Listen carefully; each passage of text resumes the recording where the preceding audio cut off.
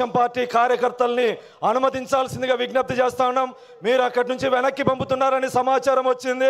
దయచేసి మీకు సవినయంగా విజ్ఞప్తి చేస్తా ఉన్నాం, కార్యకర్తల్ని ఇక్కడికి వదలాలని చెప్పి సందర్భంగా విజ్ఞప్తి చేస్తూ కడప ఎమ్మెల్యే కడప శివంగి మాధవిరెడ్డి గారిని మాట్లాడవలసిందిగా విజ్ఞప్తి చేస్తాం.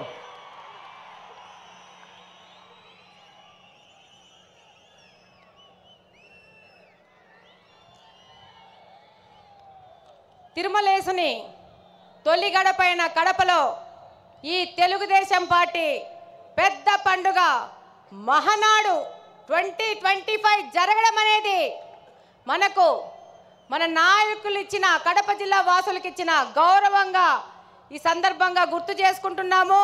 ఈ కార్యక్రమానికి వచ్చిన మన పూజ్యులు గౌరవనీయులు తండ్రి సమానులు అధ్యక్షులు గౌరవ ముఖ్యమంత్రి గారికి, అలానే పార్టీ జాతీయ ప్రధాన కార్యదర్శి శ్రీ నారా లోకేష్ గారికి, అలాగనే తెలుగుదేశం పార్టీ అధ్యక్షులు పల్లా శ్రీనివాసరావు గారికి, మరియు తెలుగు రాష్ట్రాల నలుమూల నుండి వచ్చిన గౌరవ మంత్రివర్యులు, ఎంపీలు, ఎమ్మెల్సీలు, ఎమ్మెల్యేలు, అన్ని జిల్లాల అధ్యక్షులు, ఇన్ఛార్జీలు, అలాగనే నాయకులు, కార్యకర్తలు, ముఖ్యంగా మన కార్యకర్తలందరికీ చేతులెత్తి ధన్యవాదాలు తెలియజేసుకుంటున్నాను.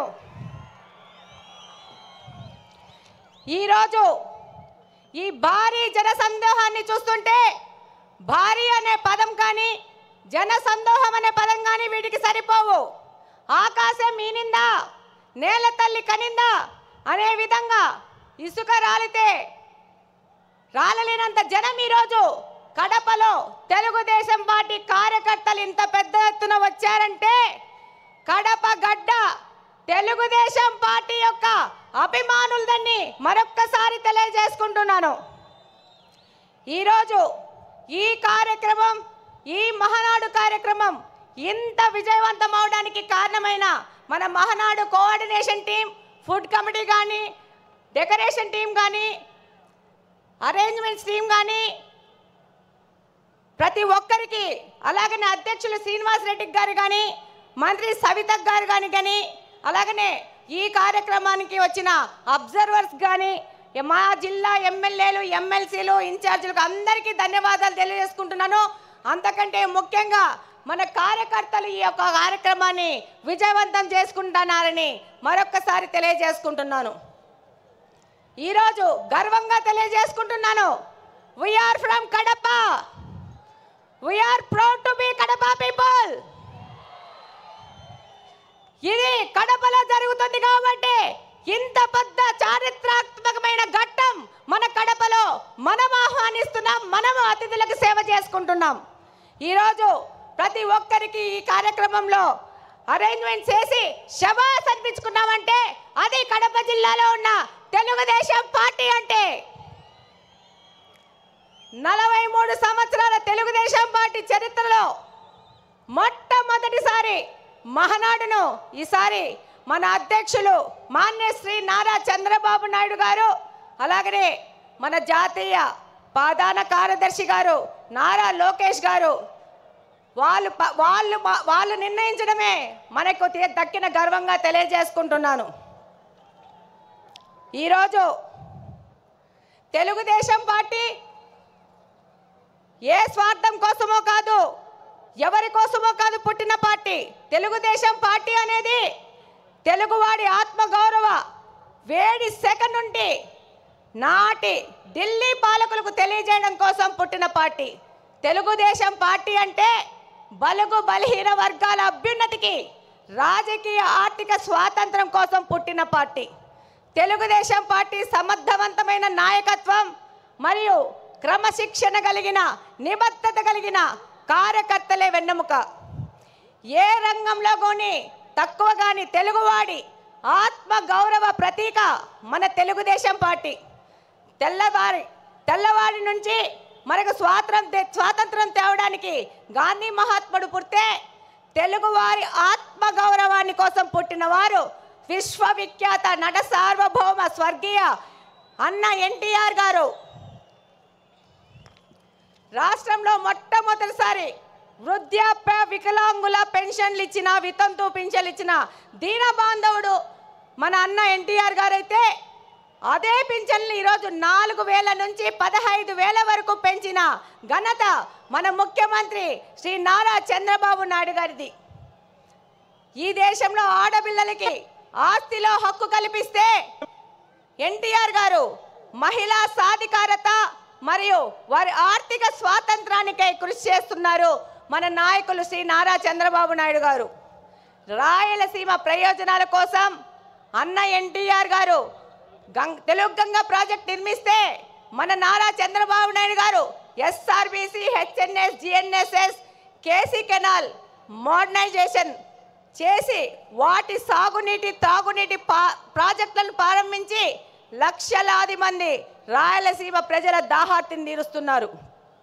మన ప్రియతమ నాయకుడు నారా చంద్రబాబు నాయుడు గారు ఎన్టీఆర్ ఆశయాలను, ఆదర్శాలను, సిద్ధాంతాలను ముందుకు తీసుకెళ్తూనే పరిపాలనలో, సంక్షేమంలో కానీ, అభివృద్ధిలో కానీ ఆయన తీసుకొచ్చిన సంస్కరణలు ఈ దేశంలో మరెవ్వరూ తీసుకురాలేదనడానికి సందేహమే లేదు.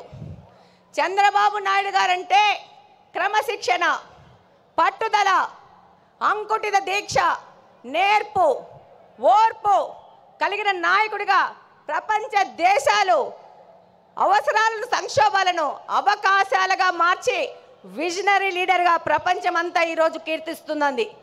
అందుకే రాష్ట్ర అభివృద్ధి అనగానే ఎవరి పేరు గుర్తొస్తుంది?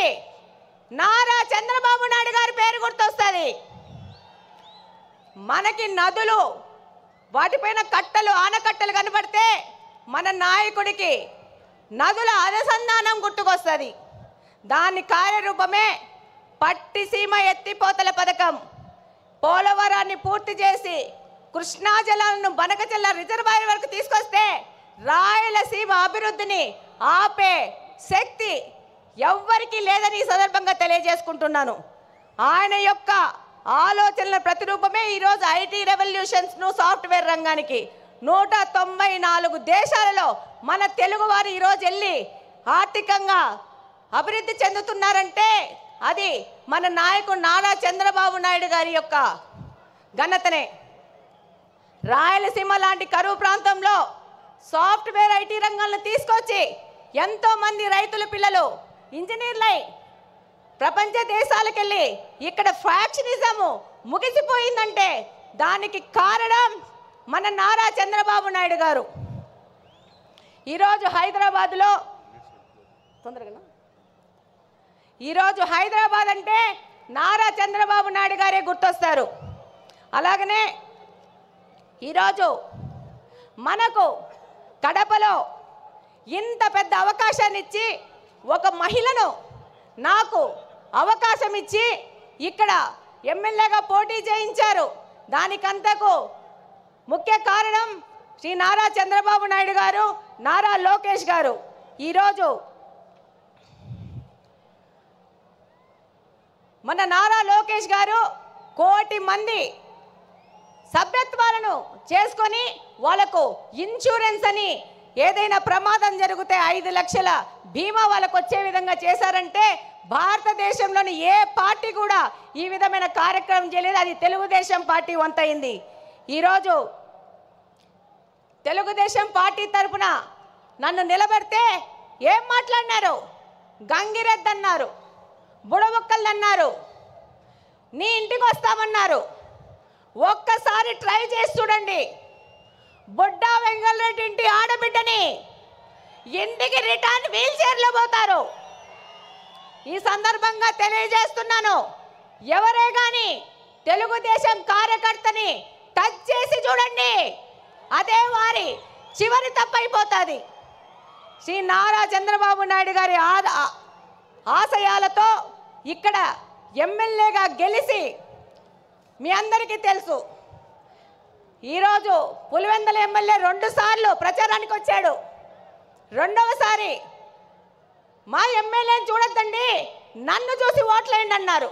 కానీ మా తెలుగుదేశంలో పార్టీలోని కార్యకర్తలు, నాయకులు, మన ప్రజలు అది తిరస్కరించి తెలుగుదేశం పార్టీకి ఓటేశారంటే మీరందరూ 2 ఎమ్మెల్యేలను ఓడగొచ్చినారు కడప నియోజకవర్గం నుంచి. ఈరోజు మన నాయకుడు చంద్రబాబు నాయుడు గారి ఆశయాల ప్రకారము ఆయన దగ్గరికి కడప నియోజకవర్గ అభివృద్ధి కోసం పలుసార్లు పోతున్నాం. ఆర్థిక పరిస్థితి ఇబ్బంది ఉన్నా కూడా సార్ని ఇబ్బంది పెడుతూ కడప నియోజకవర్గం విషయము ప్రతి ఒక్కసారి తీసుకెళ్తున్నాం. దాని ఫలితంగానే ఈరోజు స్ట్రాంగ్ వాటర్ డ్రైన్స్ 70 కోట్ల రూపాయలకి, ఫుట్ ఓవర్ బ్రిడ్జ్లు 20 కోట్ల రూపాయలకి శాంక్షన్ చేసి మేము మేనిఫెస్టోలో చేసిన వాగ్దానాన్ని, ఒక ఆడపిల్ల చేసిన వాగ్దానాన్ని నిలబెట్టుకునే విధంగా మన నాయకులు మనకు గౌరవం ఇచ్చినారు.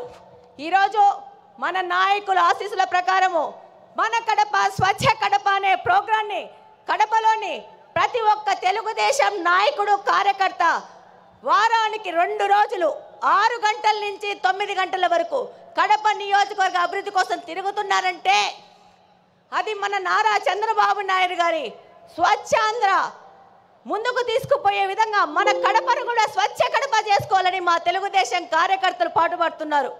ఈరోజు ఎన్నో దశాబ్దాలుగా కడపలోని బుగ్గంగ ప్రాజెక్టుని నిర్లక్ష్యం చేసి దాన్ని పిచ్చి మొక్కలకు, పందులకు, అపరిశుభ్రానికి నిలువుగా మార్చిన ఈ వ్యక్తులు ఈరోజు తెలుగుదేశం పార్టీ అధికారంలోకి రాగానే ఆ ప్రాంతాన్ని గంజాయి సేవించే వారికి అడ్డగా మారిస్తే దాన్ని కంప్లీట్గా క్లీన్ చేసి రేపు జూన్ 21వ తేదీ జరిగే నేషనల్ యోగా డే బుగ్గంగ ప్రాజెక్టులో మ్యాట్ వేసుకొని చేస్తామని సందర్భంగా తెలియజేసుకుంటున్నాను. అలాగనే ఈ యొక్క మహానాడు సందర్భంగా మన ముఖ్యమంత్రి గారికి చిన్న విజ్ఞప్తి. మా ఊర్లో దేవుని కడప టెంపుల్ ఉంది అన్న, దాన్ని తప్పకుండా పర్యాటక రంగంగా అభివృద్ధి చేసి కడపకు తలమానికంగా చేయాల్సిన అవసరం ఎంతగానో ఉంది. బుగ్గంగ చెరువును డెవలప్ చేసుకోవాల్సిన అవసరం ఉంది. అలాగనే మాకు మంచినీళ్ళ సమస్య చాలా ఉంది. Kadapa town, Kadapa head quarters 20 సంవత్సరాల నుంచి ఒకటే పార్టీ అధికారంలోకి ఉంది, కానీ పూర్తిగా నిర్లక్ష్యం చేశారు. నారా చంద్రబాబు నాయుడు గారి ఆశీస్సులతో ఆ సమస్యను కూడా మేము తీర్చుకుంటాం. అలాగనే నారా లోకేష్ గారు 20 లక్షల ఉద్యోగాలు ఇస్తా అన్నారు. అందులో భాగంగా కడప హెడ్ క్వార్టర్స్లో మెగా జాబ్ వేళ ఏర్పాటు చేసి 2500 మందికి స్థానికంగా బహుళజాతి కంపెనీల్లో ఉద్యోగాలు ఇప్పించినాం. అలాగనే నారా లోకేష్ గారికి ధన్యవాదాలు చెప్పుకోవాల్సిన అవసరం ఉంది. ఎందుకంటే మొట్టమొదటి స్టార్టప్ కడపను P4 మోడల్ కింద మొదలు పెట్టారు. 6 నెలల్లో పూర్తి చేస్తున్నారు. ఇక్కడ కడపలోని యువతకి ఒక మార్గదర్శకంగా దిశానిర్దేశం చేసే విధంగా కడపను ముందుకు తీసుకుపోతున్నారు. అలాగనే మనం P4 మోడల్లో మన కడపలో నిఘా వ్యవస్థను పెంచడానికి 1 కోటి రూపాయల వ్యవధితో P4 మోడల్లో కెమెరాలు పెట్టబోతున్నాం. చివరిగా కడప అనేది ఎవరి అడ్డాగడ్డా కాదు, ఇది కడపలో నివసిస్తున్న ప్రజల అడ్డా, కడప ప్రజల గడ్డ. తెలుగుదేశం పార్టీ ఇందాకనే మీరు చూసింటారు, దాదాపు 15 మంది నాయకులు తెలుగుదేశం పార్టీ నాయకులు నిలబడ్డారు. మేమందరం తెలుగుదేశం పార్టీ కార్యకర్తలను ప్రజల దగ్గరికి తీసుకుపోయి వాళ్ళ ద్వారా మా ద్వారా ప్రజాసేవ చేస్తూ ఇది ప్రజల అడ్డా అని తెలియజేస్తున్నాం. అలాగనే నాకు ఈ మహావేదికలో మాట్లాడే అవకాశం కల్పించిన ప్రతి ఒక్కరికి ధన్యవాదాలు తెలియజేసుకుంటూ సెలవు తీసుకుంటున్నాను. జై హింద్.